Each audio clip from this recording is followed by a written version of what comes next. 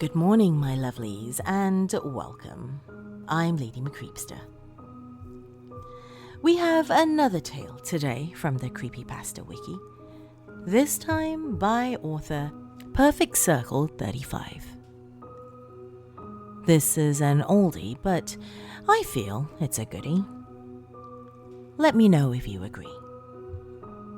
Come now, my dears. Lean in closer, and we'll begin.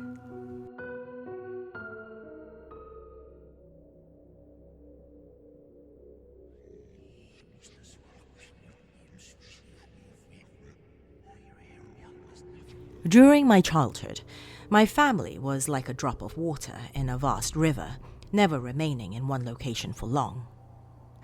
We settled in Rhode Island when I was 8, and there we remained until I went to college in Colorado Springs. Most of my memories are rooted in Rhode Island, but there are fragments in the attic of my brain which belong to the various homes we lived in when I was much younger. Most of these memories are unclear and pointless. Chasing after another boy in the backyard of a house in North Carolina, trying to build a raft to float on the creek behind the apartment we rented in Pennsylvania, and so on. But there is one set of memories which remains as clear as glass, as though they were made just yesterday. I often wonder whether they are simply lucid dreams produced by the long sickness I experienced that spring, but in my heart, I know they are real. We were living in a house just outside the bustling metropolis of New Vineyard, Maine, population 643. It was a large structure, especially for a family of 3. There were a number of rooms that I didn't see in the 5 months we resided there.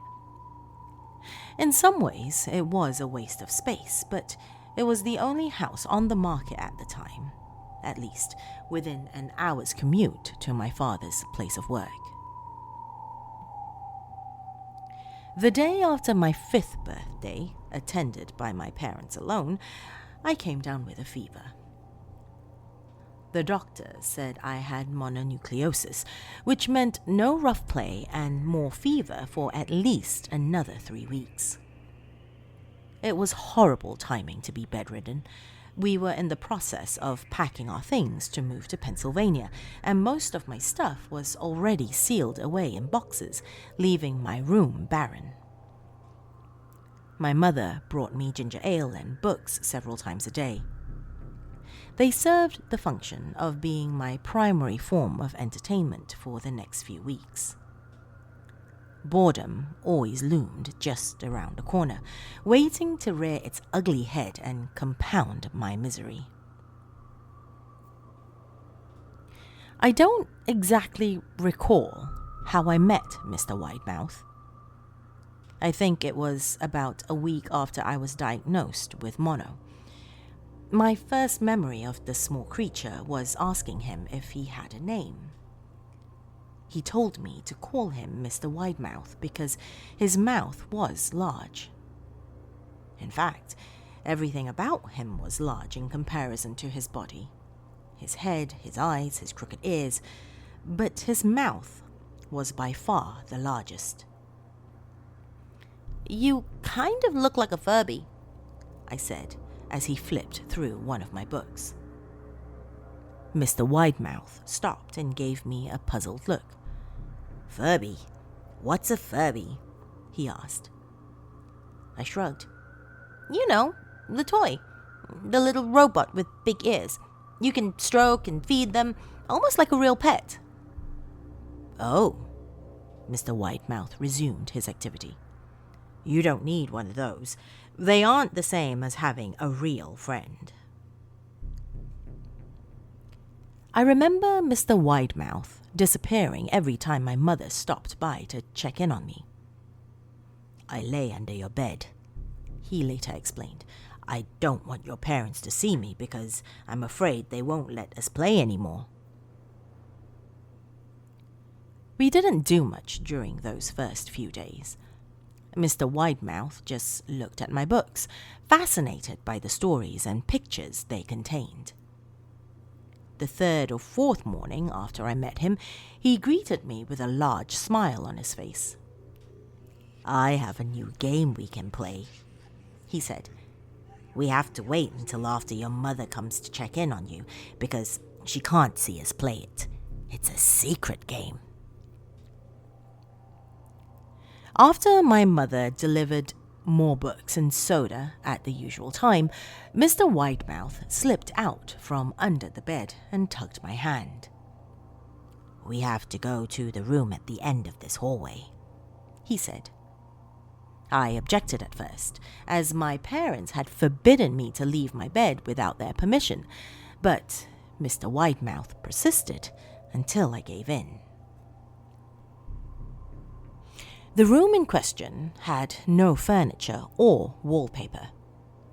Its only distinguishing feature was a window opposite the doorway. Mr. Widemouth darted across it and gave the window a firm push, flinging it open. He then beckoned me to look out at the ground below. We were on the second story of the house, but it was on a hill, and from this angle, the drop was farther than 2 stories due to the incline. "I like to play pretend up here," Mr. Widemouth explained.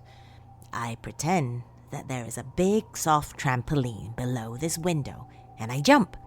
If you pretend hard enough, you bounce back up like a feather. I want you to try." I was a 5-year-old with a fever, so only a hint of skepticism darted through my thoughts as I looked down and considered the possibility. "It's a long drop," I said. "But that's all part of the fun. It wouldn't be exciting if it was only a short drop. If it were that way, you may as well just bounce on the real trampoline." I toyed with the idea, picturing myself falling through thin air only to bounce back to the window on something unseen by human eyes. But the realist in me prevailed. "Maybe some other time," I said. "I don't know if I have enough imagination. I could get hurt." Mr. Widemouth's face contorted into a snarl, but only for a moment. Anger gave way to disappointment. "If you say so," he said. He spent the rest of the day under my bed, quiet as a mouse. The following day, Mr. Widemouth arrived holding a small box. "I want to teach you how to juggle," he said. "Here are some things you can use to practice before I start giving you lessons." I looked in the box. It was full of knives. "My parents will kill me!" I shouted, horrified that Mr. Widemouth had brought knives into my room, objects that my parents would never allow me to touch. "I'll be spanked and grounded for a year!" Mr. Widemouth frowned. "It's fun to juggle with these. I want you to try it." I pushed the box away. "I can't. I'll get in trouble. Knives aren't safe, just to throw around in the air." Mr. Widemouth's frown deepened into a scowl. He took the box of knives and slid under my bed, remaining there for the rest of the day. I began to wonder how often he was underneath me. I started having trouble sleeping after that. Mr. Widemouth often woke me up at night, saying that he had put a real trampoline under the window, a big one that I couldn't see in the dark. I always declined and tried to go back to sleep, but Mr. Widemouth persisted. Sometimes he stayed by my side until early in the morning, encouraging me to jump. He wasn't so fun to play with anymore. My mother came to me one morning and told me that I had her permission to walk around outside. She thought the fresh air would be good for me, especially after being confined to my room for so long. Ecstatic, I put on my sneakers and trotted out to the back porch, yearning for the feeling of the sun on my face. Mr. Widemouth was waiting for me. "I have something I want you to see," he said. I must have given him a weird look because he then said, "It's safe, I promise." I followed him to the beginning of a deer trail which ran through the woods behind the house. "This is an important path," he explained. "I've had lots of friends about your age. When they were ready, I took them down this path to a special place. You aren't ready yet, but one day I hope to take you there." I returned to the house wondering what kind of place lay beyond that trail. 2 weeks after I met Mr. Widemouth, the last load of our things had been packed into a moving truck. I would soon be in the cab of that truck, sitting next to my father for the long drive to Pennsylvania. I considered telling Mr. Widemouth that I was leaving, but even at 5 years old, I was beginning to suspect that his intentions were not to my benefit, despite what he said otherwise. For this reason, I decided to keep my departure a secret. My father and I were in the truck at 4 a.m. He was hoping to make it to Pennsylvania by lunchtime tomorrow with the help of an endless supply of coffee and a 6-pack of energy drinks. He seemed more like a man about to run a marathon, not one about to spend 2 days sitting still. "Early enough for you?" my father asked with a hint of sympathy. I nodded and placed my head against the window, hoping for some sleep before the sun came up.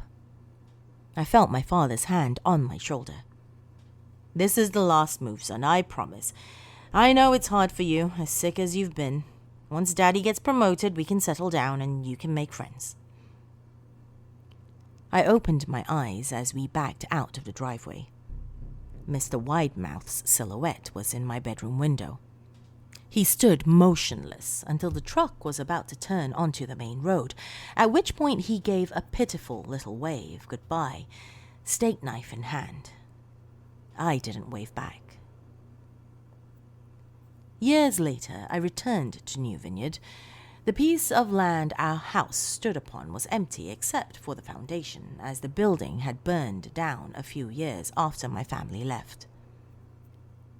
Out of curiosity, I followed the deer trail that Mr. Widemouth had shown me. Part of me expected him to jump out from behind a tree and scare the living bejesus out of me, but I felt that Mr. Widemouth was gone, somehow tied to the house that no longer existed. The trail ended at the New Vineyard Memorial Cemetery. I noticed that many of the tombstones belonged to children.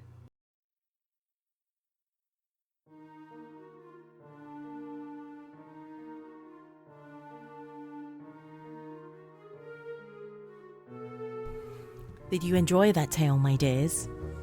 If you're watching this on YouTube, be sure to leave me a comment below to let me know and give this video a thumbs up as well, as this helps others discover my realm. To those of you who are part of my dark family, thank you once again. Family members such as Laura Harp 66, Kira Powell, Oliver Dace, L. Andrew Augustus, Stephen Aguilera, Casey Eichenser, Tay the Fluth, and Bill Thornsley. If you too would like to support this YouTube channel and podcast like these wonderful ghouls, go to patreon.com/LadyMcCreepster.